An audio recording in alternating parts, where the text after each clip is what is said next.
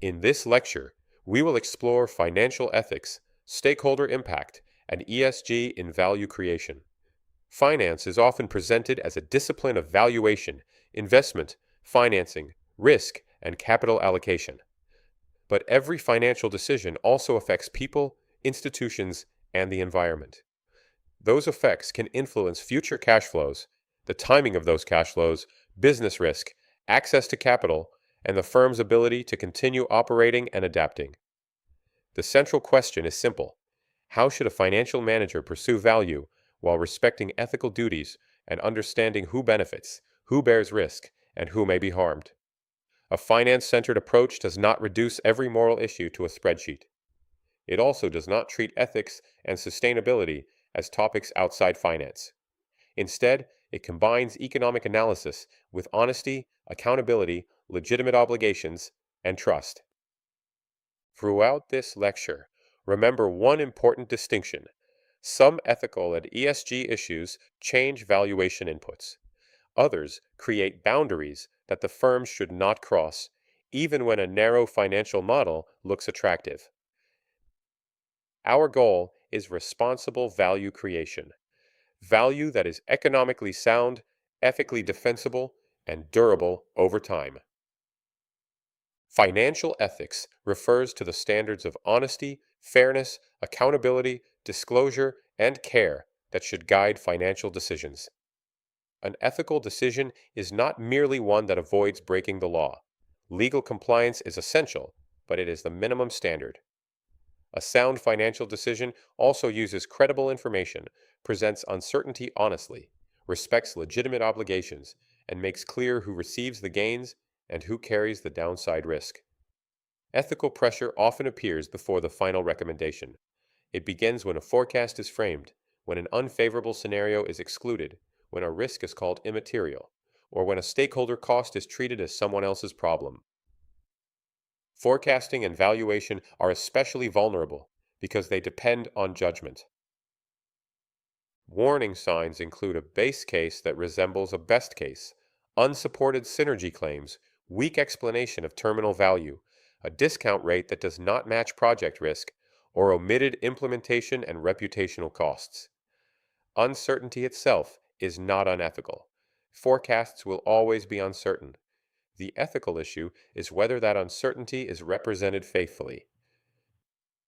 A strong model should persuade because its assumptions are clear, consistent, disciplined, and testable. It should not persuade because inconvenient facts have been hidden. Conflicts of interest are another major concern in financial management. A conflict exists when personal incentives, compensation, relationships, career concerns, or institutional pressures may influence professional judgment. The existence of a conflict does not automatically prove unethical behavior. It does mean that stronger safeguards are needed. A practical response has three parts. Identify the conflict by asking who benefits and who bears the risk. Disclose the conflict so decision makers can evaluate the recommendation with appropriate skepticism. Then control the conflict through independent review, recusal, third-party valuation, committee approval, audit oversight, or better designed incentives. Transparency is equally important. Transparency does not mean overwhelming people with every available detail. It means providing decision-useful information about material assumptions, risks, incentives, and trade-offs. These duties become especially important in financing and reporting. Investors and lenders cannot price risk fairly when the firm selectively discloses favorable information, hides obligations in complex structures, uses vague risk language, or changes decisions mainly to satisfy short-term targets or debt covenants. Payout decisions also carry ethical consequences. When distributions weaken investment capacity, reduce resilience, or shift downside risk to creditors and employees. Reliable reporting improves capital allocation. Whenever financial information is used to allocate capital or assign risk, the ethical standard must be higher than technical compliance alone. Stakeholder impact analysis helps the financial manager see consequences that a narrow valuation may overlook. A stakeholder is any party that can affect or be affected by the firm's decisions. Stakeholder analysis does not replace valuation. It strengthens valuation by identifying effects on cash flows, risk, obligations, reputation, strategic flexibility, and ethical acceptability. The analysis begins with 4 questions. Who is affected? How are they affected? And over what time horizon? Which effects are financially material? And which effects raise serious ethical concerns, even when they are difficult to price? Shareholders care about long-term value and governance. Creditors care about default risk, liquidity, collateral, and covenant protection. Employees are affected through safety, compensation, workload, training, and job security. Customers are affected through product quality, privacy, reliability, and pricing fairness.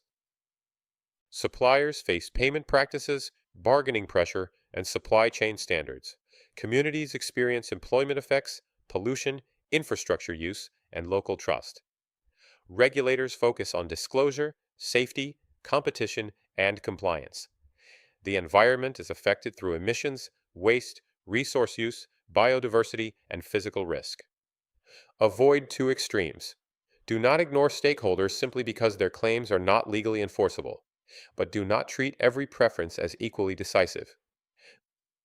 The task is to identify what is material, ethically significant, manageable, and appropriate for governance-level judgment. Not every stakeholder effect can be measured precisely, but structured judgment is still better than vague discussion. The exposure framework shown on screen focuses attention on the magnitude of an impact, its probability, how long it lasts, and how difficult it is to reverse. Its purpose is not to create false precision. Its purpose is to distinguish a minor inconvenience from material harm, and material harm from severe or irreversible harm. A low probability event may deserve substantial attention when its consequences are extreme, persistent, or difficult to repair. Such risks should not be buried inside one base case estimate.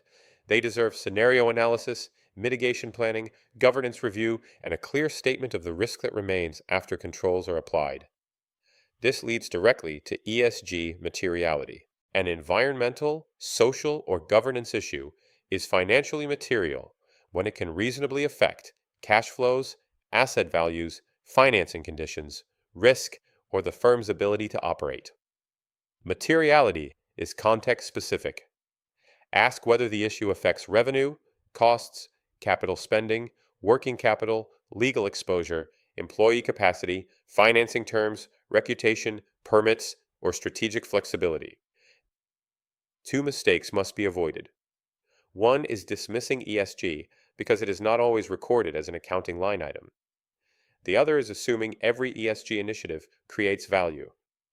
Material issues require disciplined assumptions and careful analysis.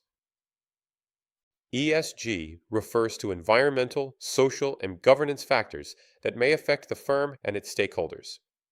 Environmental factors include energy use, emissions, waste, water, resource efficiency, physical exposure, and remediation. These can influence operating costs, capital expenditures, insurance, asset life, regulation, and supply chain reliability. Social factors include employee safety, human capital, customer privacy, product quality, community impact, and supplier practices. These can affect revenue durability, talent retention, legal claims, brand value, and operating continuity. Governance factors include board oversight, internal controls, incentives, disclosure, shareholder rights, ethics systems, and audit quality. These influence investor confidence, fraud risk, accountability, strategic discipline, and the cost or availability of capital. Sustainability, from a financial perspective, means the ability to generate value over time without exhausting the resources, relationships, capabilities, or legitimacy needed to continue operating.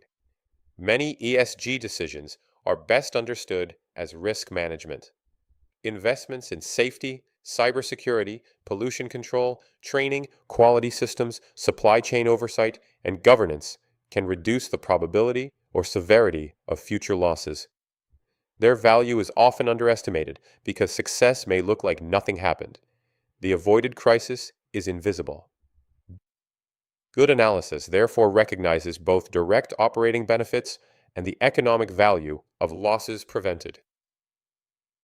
ESG can also function as a strategic investment. A well-designed initiative may improve the firm's competitive position, strengthen resilience, or open new opportunities. It may attract customers, improve retention, differentiate products, reduce energy and waste, lower defects, support talent, stabilize supply, or prepare the firm for future regulation and technological change. But an ESG label does not remove the need for financial discipline. The initiative should be evaluated like any other strategic investment.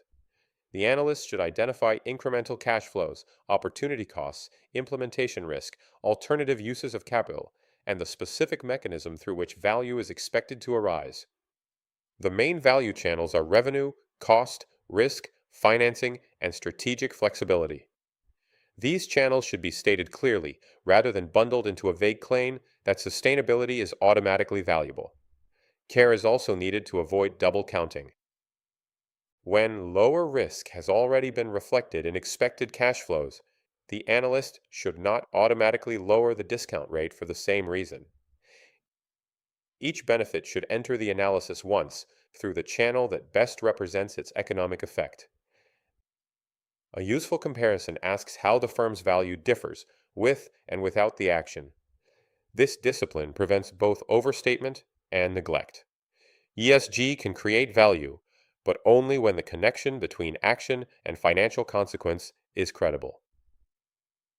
Trust is an economic asset, even though it usually does not appear on the balance sheet.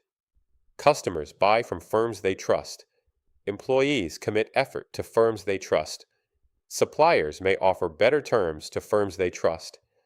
Investors and creditors provide capital more readily when they trust the firm's reporting, governance, and risk controls. Reputational risk is the possibility that an action, event, disclosure failure, or pattern of behavior damages that trust. The result may be weaker sales, customer loss, employee turnover, legal and remediation costs, regulatory scrutiny, delayed permits, tighter supplier terms, or a higher cost of capital. Reputational losses can be highly asymmetric. A questionable practice may produce a limited short-term gain, while the loss from damaged credibility may be much larger and last much longer. This is why greenwashing is a financial concern, not merely a communications concern. Greenwashing occurs when a firm exaggerates, selectively presents, or misrepresents environmental or social performance. A credible ESG claim should be specific, measurable, consistent with internal decisions, balanced about limitations, and supported by clear governance. Public statements should match capital allocation, incentives, operating practices, and data controls. When ESG is treated as marketing without evidence or oversight, the firm may create the very legal, reputational, and financing risks it claims to reduce. Ethical and ESG decisions often create tension between short-term performance and long-term resilience. A firm may face pressure to raise near-term earnings or conserve cash, while also needing to invest in safety, controls, employees, environmental performance, and community relationships. A useful approach separates decisions into three categories. Required constraints are boundaries. The firm should not create value through fraud, bribery, deception, unsafe conduct, misuse of confidential information, or knowing disregard of serious harm. Financially material ESG issues belong inside the valuation. Their effects may enter expected cash flows, scenarios, capital requirements, financing assumptions, risk estimates, or terminal value. Strategic or values-based commitments require an explicit governance judgment. Management should explain the financial cost, strategic rationale, stakeholder consequences, and reason for accepting the trade-off. A positive NPV does not make an action acceptable when it violates a required constraint. At the same time, an initiative with weak standalone economics may still be defensible when it protects the firm's license to operate, fulfills a genuine obligation, or supports a credible long-term strategy. The financial manager should not pretend that every responsible action is costless. The professional duty is to make trade-offs visible. Quantify what can reasonably be quantified. Separate constraints from valuation adjustments. Communicate the decision honestly. Let's finish with a disciplined framework for responsible financial decisions. Begin by defining the decision, the alternatives, the objective, the time horizon, and the decision maker. Next, identify legal, contractual, fiduciary, safety, disclosure, and ethical constraints. Remove unacceptable alternatives before allowing the valuation model to justify them. Then map stakeholders and risk bearers.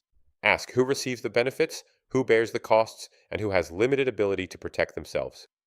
Quantify material effects where reasonable. Use cash flows, risk costs, capital needs, financing conditions, scenarios, and long-term value drivers. Pay special attention to low probability, high severity, and irreversible outcomes. Check incentives and conflicts. Ask whether compensation, career pressure, deal fees, financing needs, or personal relationships are shaping the recommendation. Make the trade-offs explicit and communicate assumptions, risks, stakeholder consequences, alternatives, mitigation plans, and monitoring responsibilities clearly. Before approving a decision, ask, what truly creates value here? Which assumptions drive the conclusion? What remains outside the model? What could make the decision unacceptable? And could the decision be explained openly to investors, employees, customers, regulators, and affected communities? Responsible finance combines analytical discipline with ethical judgment. Thank you for joining me today. I will see you in the next video.